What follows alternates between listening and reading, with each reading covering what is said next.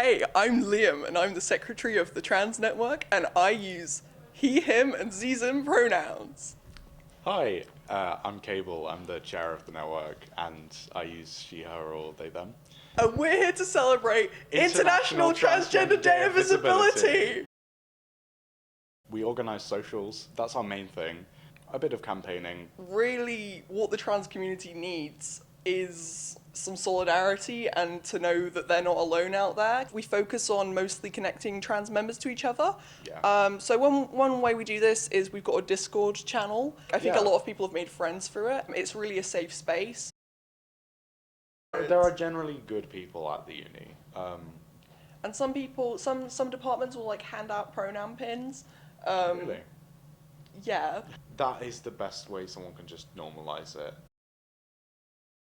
I think there are some gender-neutral toilets in some buildings, not all of them. Yeah, they've been opened like this year, but it's still not exactly equal. It's a good step though. I've been yelled at for using the women's bathroom as I am, and I'm not even on hormones. By the time I've got a full beard, muscles, you know, people are going to be like, why are you using the women's room?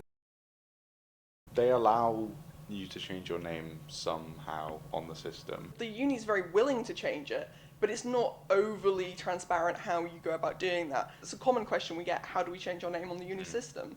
So I was like, I know, I'll make a document on this. And I emailed the SU and I was like, I'm gonna do this. And they were like, oh no, you don't need to bother. We're putting together our own.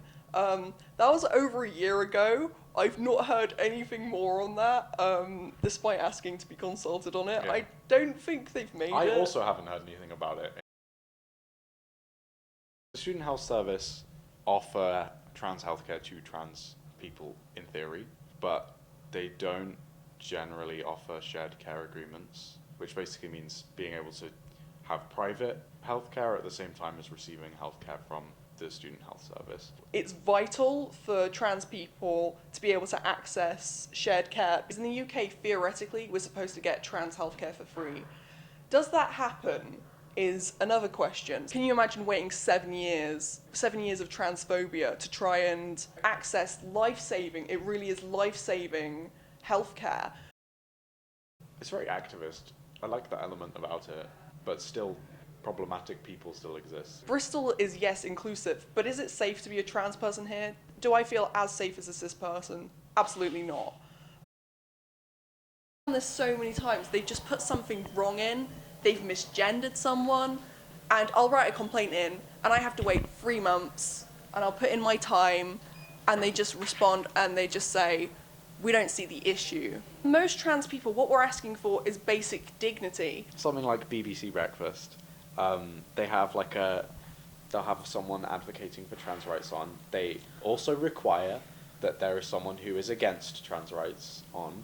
There's sort of ridiculous people who are gonna want me to use the women's bathroom if I don't have my sex legally changed.